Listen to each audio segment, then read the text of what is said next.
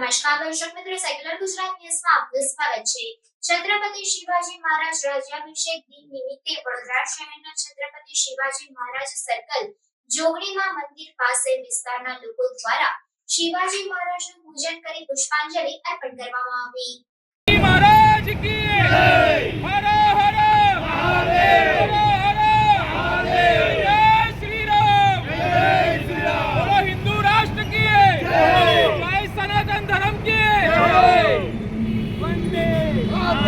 छत्रपति शिवाजी महाराज राज्याभिषेक दिन निमित्ते श्री छत्रपति शिवाजी महाराज सर्कल जोगणीमा मंदिर पासे विस्तारना लोको साथे मळीने शिवाजी महाराजनुं पूजन करी पुष्पांजलि करी आरती करवामां आवी हती। साथे छाश वितरणनो कार्यक्रम राखवामां आव्यो हतो अने साफ सफाईनो कार्यक्रम पण स्थानिक लोको द्वारा राखवामां आव्यो हतो।